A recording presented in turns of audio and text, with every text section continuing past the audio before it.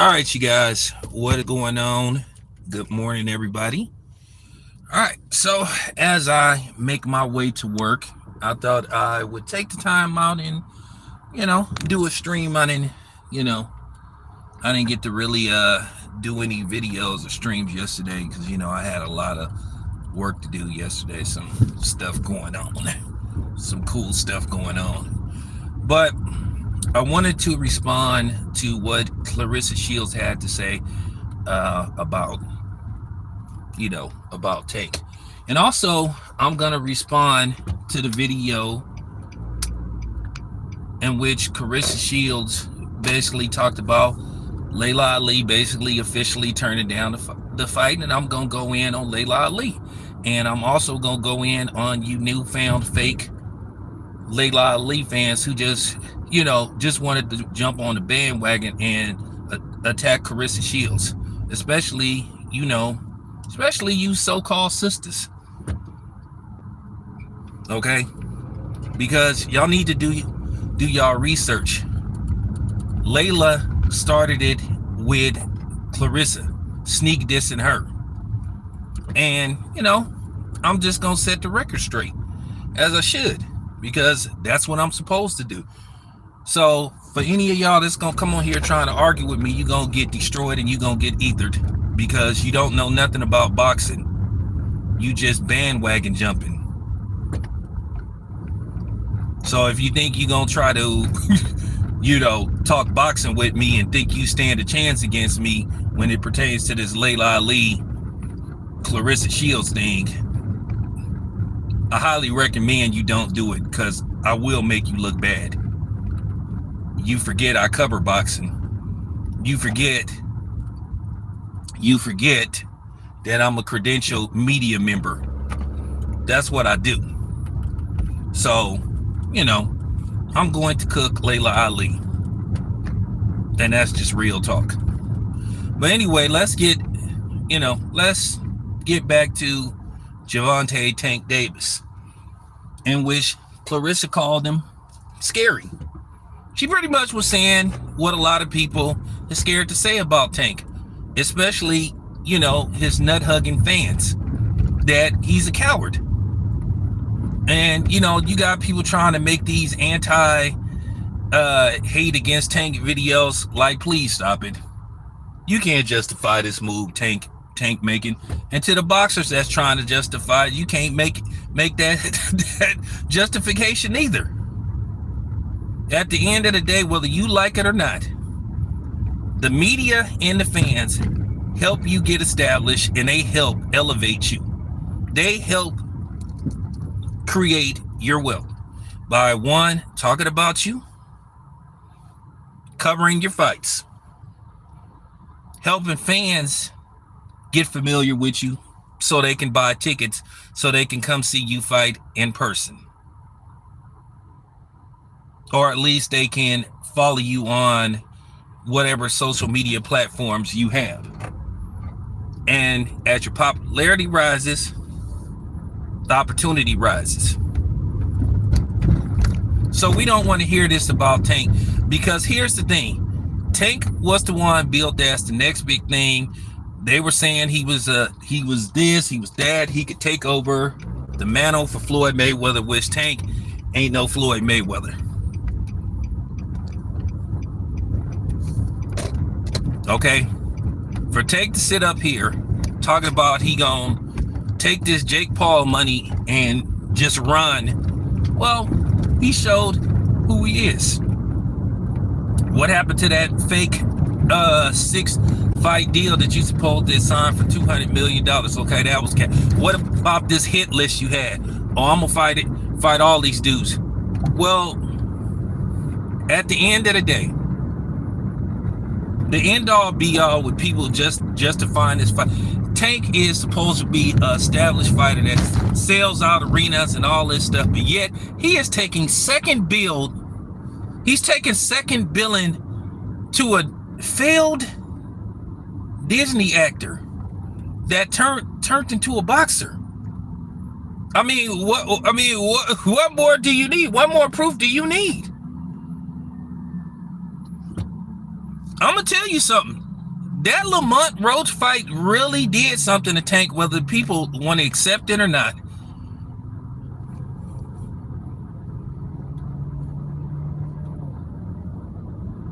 Tank doesn't think I think Tank deep down in his heart of hearts, he don't think he won that fight. You see, he started making excuses about his hair and all this kind of stuff. Oh, stuff got in your eye, dude. At the end of the day, you felt that Lamont was overwhelming you. At the end of the day, you should have lost that fight. That should have been called a knockdown, and you should have a loss on your record. And that's just the bottom line. And it's just no way you can sum it up. And then most people believe that you lost that fight, except for your Glazers, except for your nut huggers. But instead of you saying, hey, I'll prove to everybody that the Lamont Roach fight was a fluke, and I'll get in the ring with him again, and this time I'm gonna knock him out. Oh no. Well, no. You take a Jake Paul fight. Now, before you come on here saying, what about Floyd Mayweather versus Conor McGregor? Floyd, come on, man. Whether we like the Conor McGregor fight or not, Floyd had already established himself. Floyd was like 40 years old when he fought Conor McGregor. Floyd was already established as arguably one of the greatest fighters that ever lived, if not the greatest fighter that ever lived. And he was the first ballot Hall of Famer. We can't say that for Tank. So before you come on here and justify that, stop it. Before you come on here and say, well, you know, Muhammad Ali had an exhibition match versus Lyle Alzado and some Japanese wrestler. What? Come on, man. That was like in the mid 70s or whatever. Muhammad Ali was already established. Muhammad Ali was already Hall of Fame. Can you say that for Tank? Can you sit up here with a straight face and tell me that you think Tank is a Hall of Fame fighter if he retired? He's in the same category with Triple G. As I said before, you can make an argument that Tank is the black Triple G. But I will say this much. The people Tank have fought have been a little bit better than Triple G. Even though he fought a past his prime Gamboa. And he struggled with Gamboa. Gamboa was a legitimate pound-for-pound fighter when he fought Terrence Crawford.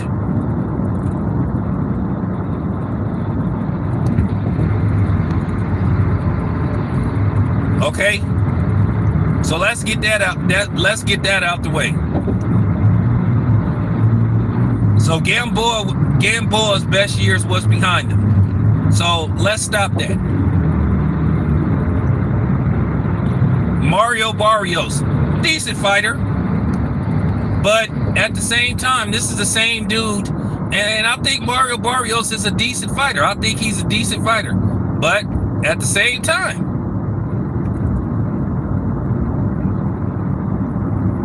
he just had a life and death controversial draw with Manny Pacquiao. And at the time, was Mario Barrios a pound-for-pound fighter? Rolly, he was a popular fighter, same as Ryan Garcia. What legitimate belt did Ryan Garcia ever carry? And before you try to bring up the Devin Haney fight, we all know what happened with that. We already know that Ryan Garcia was juiced to the core.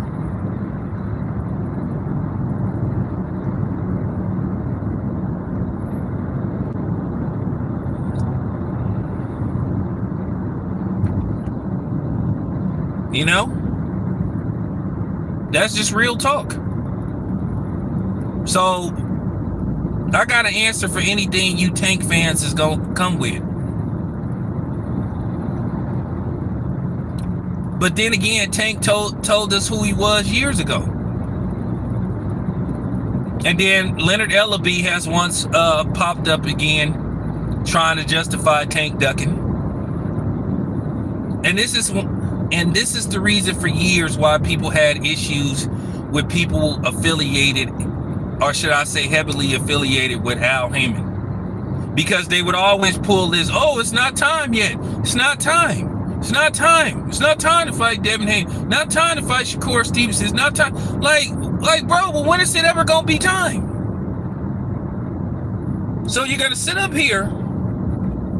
You're gonna sit up here and run out of boxing, and in all likelihood, you'll return, because in all likelihood, you gon' fuck off your money, or you gonna trick it off in all likelihood.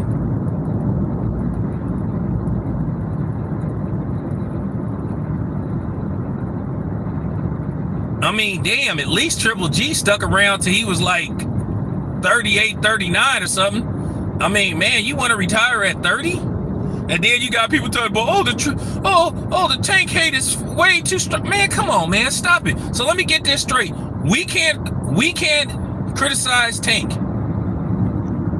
But for the past year, I saw all this Devin Haney hate. Devin Haney, who actually got something wrong did to him.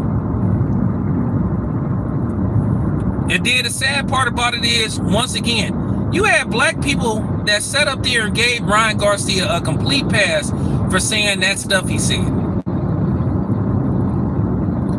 You had black people that was more upset about Devin Haney suing Ryan Garcia than Ryan Garcia cheating Devin Haney. But you had, like I said, you had a lot of these cornballs out here. You had the least attorney, and you had Garfield the cat, and you had a few other people tearing down Devin Haney that's supposed to be black, but didn't give a damn about Ryan Garcia saying all that racist stuff he said. Oh, it don't affect me. But then you specifically make videos talking about that Devin Haney's team attacked a Hispanic, which actually he was sitting up there harassing them, and he approached them, and actually they defended themselves against that goofball. Like I said, y'all can't tell the truth to save y'all life. But that's what Tank do. Tank rather would talk shit on the internet about people instead of actually getting in a ring with them. Tank is not a Hall of Famer if he retires, and he is acting like a scary dude. He's acting like a yellow belly coward. Where is it where it's something in, you know what I'm saying, the internet guidelines where Tank is exempt from being criticized for the moves he make?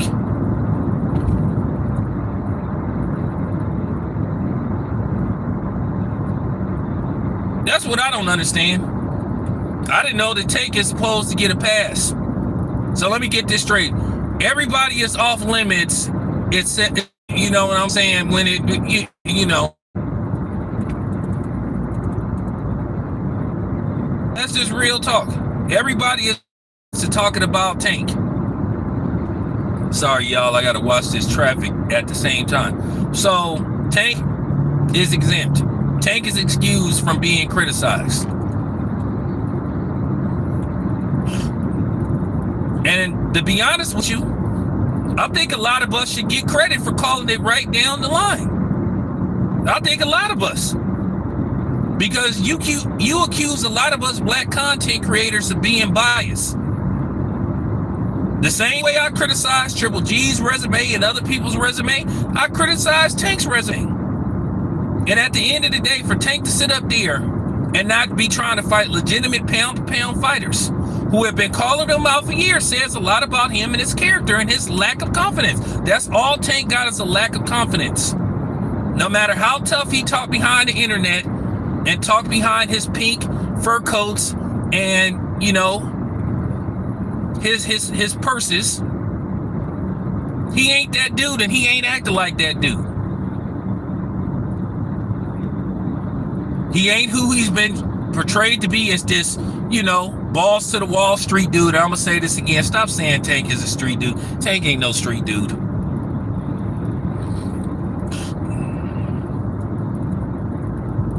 Okay.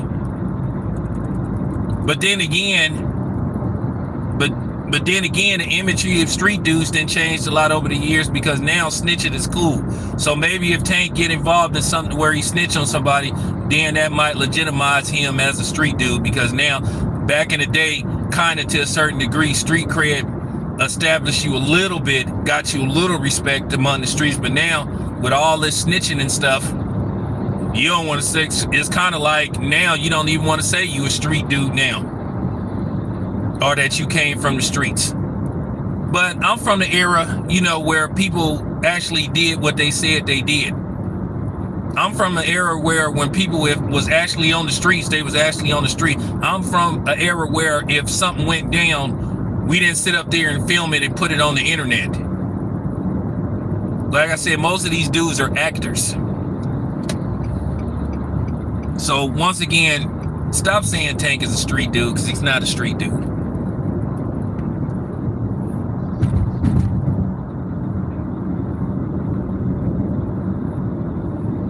And the sad part about it is you got Clarissa Shields. She willing to fight anybody. She trying to fight the best competition available, but not Tank.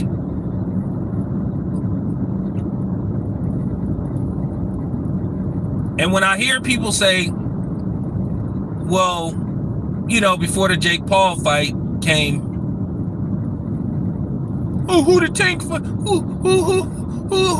you know, who is Tank gonna fight? Who deserves a shot with Tank? Oh, this dude didn't deserve a shot with Tank. I mean, Tank fought 2 Garcias back to back.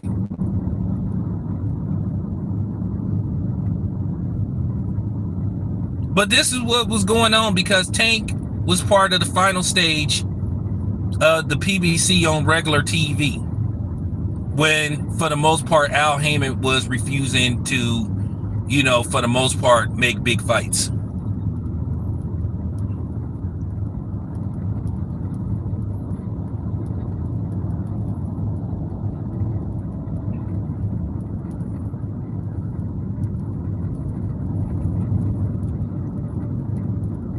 I mean, to just see him sit up here and say he's going to retire after the Jake Paul fight. And then now people believe in what people thought a few years ago, or should I say about 5 years ago, that he might have been hesitant to fight Lomachenko.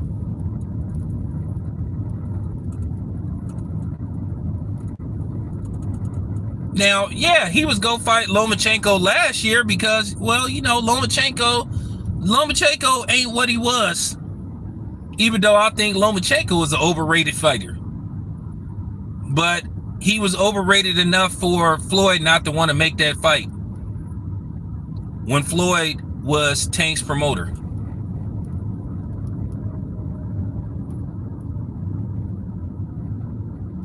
And it goes like this, like Leonard Ellaby says, you could be a star. He's a star.